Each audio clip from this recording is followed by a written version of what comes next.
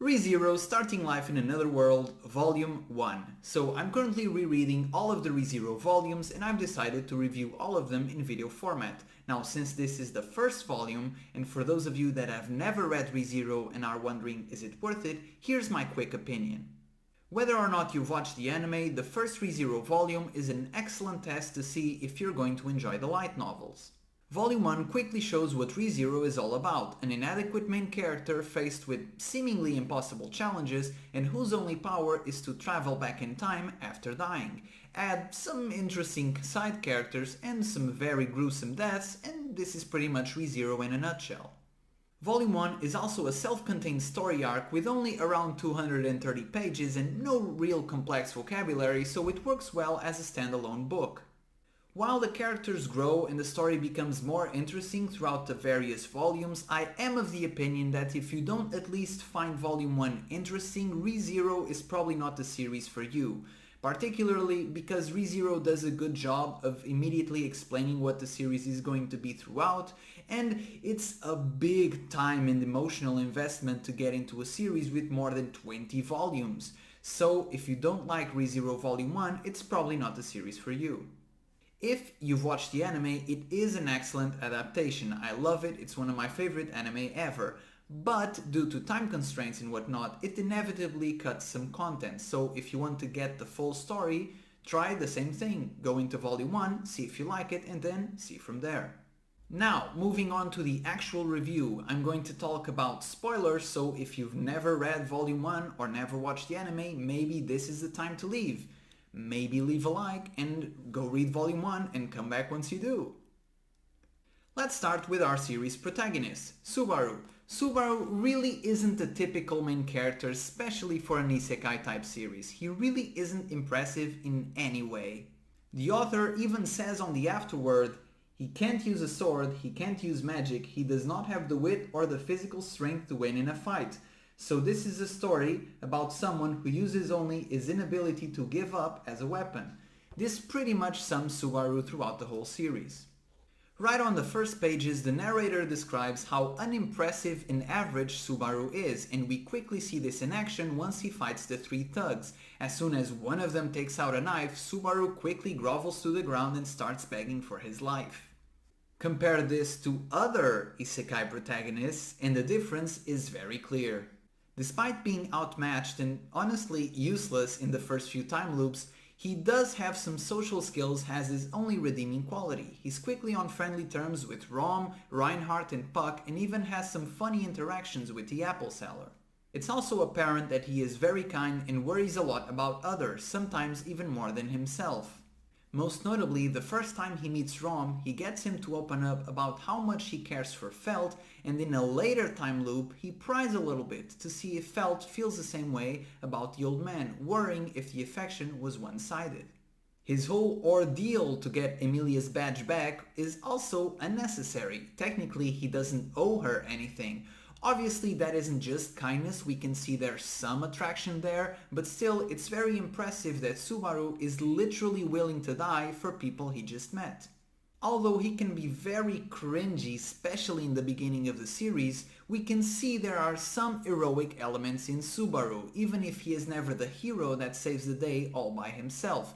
This is a constant theme throughout the story. He is never the lonesome hero, he always saves the day by gathering the help of others and using information he gains from previous time loops. Subaru isn't the most likable or the coolest character, but it's very engaging to watch him struggle. Speaking of characters struggling, Emilia is our heroine, whose first struggle is right on the promotional images. Really, her name is censored. Why? I know her name is only revealed at the end of the book, but why censor it? It's like a 200-page spoiler, and she isn't properly introduced in Volume 2, by the way, this is it. Even the Apple guy has a name, and I don't think he's called by name at any point in the first volume, so this is just ridiculous. Justice for Emilia. Emilia is also kind to a fault, helping everybody around her and then rationalizing it afterwards as if it was the logical thing to do, which it isn't. She helps Subaru when she doesn't even know him, she helps the lost child even though it would slow her down, she heals Rom even though he's involved in the robbery of her badge, and she is even kind to Felt, who literally stole her badge. Despite all her good intentions, we can see right from the first volume that she has plenty of faults of her own. She's pretty naive, she's a bit childish, she can be very socially awkward, and she has a lot of insecurities, mainly around the fact that she's a half-elf. Some of her childishness can be cute though. I found it very funny how she was very intrigued by Subaru's magic trick that was literally aimed at a child, and also her first line in the book is literally "Hold it right there, you evildoers," which is something only a child could think of. Another quirk of hers is she uses these very old expressions that Subaru then calls out that nobody talks like that anymore, and this is one of those things where it's kind of hard to translate into English, and most of the examples they use are pretty silly, but some of them, they nail it. For example, on page 45, she calls Subaru a nincompoop, which I found very funny. In Volume 1, we know very little about Emilia, but it's very easy to like her. She always seems to do the right thing, and she has this endearing aura of cuteness around her. Speaking of cute, just look at this perfect Prince Charming saving a damsel in distress. Isn't he just perfect? Reinhard, the most overpowered character in the series. I really like that the author introduces Reinhard right in the first volume. He is the perfect contrast to Subaru.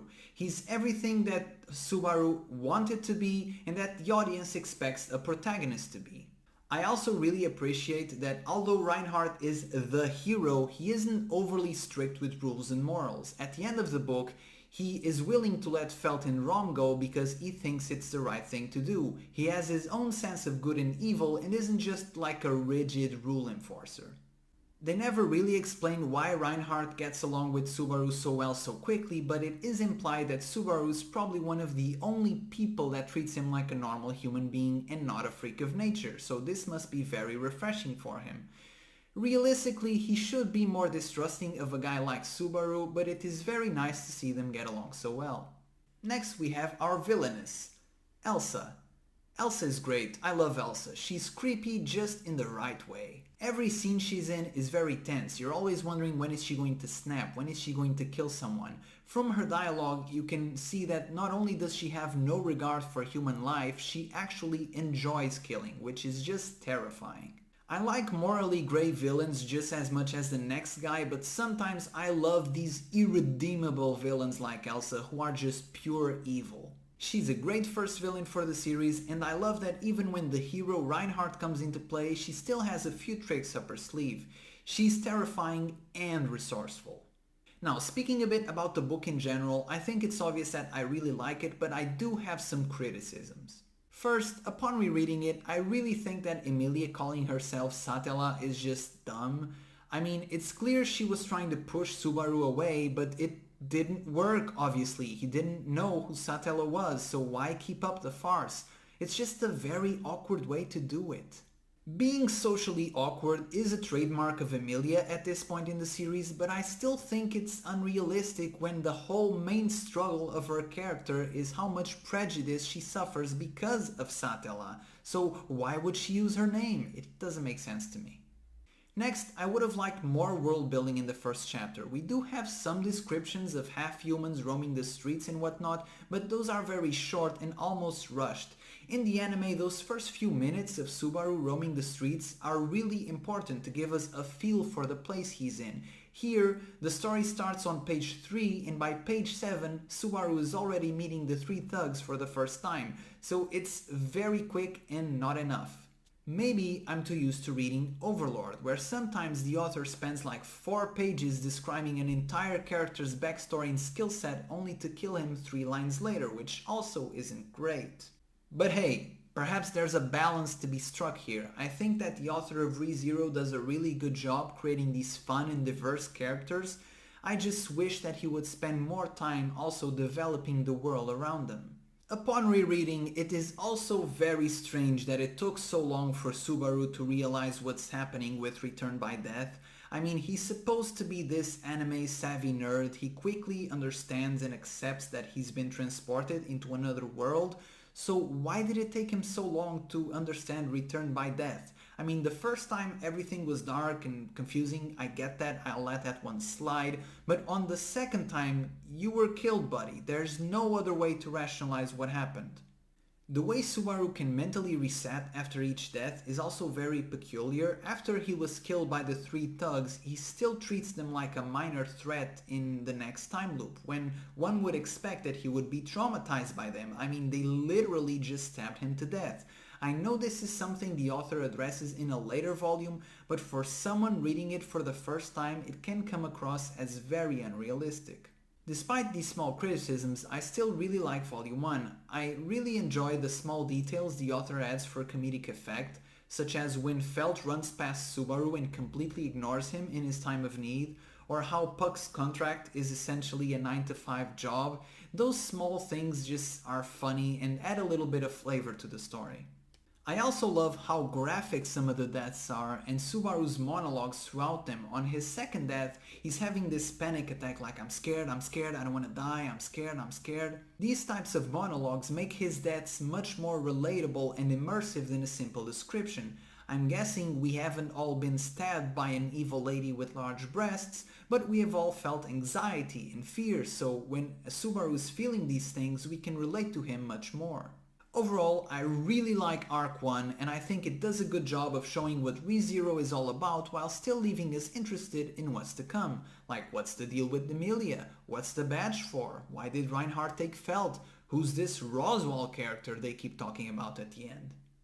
This has been my review. Volume 1 is quite an enjoyable read. If you do read it in public though, keep in mind that it can be quite not safe for work. Do with that information what you will. See ya in the next video.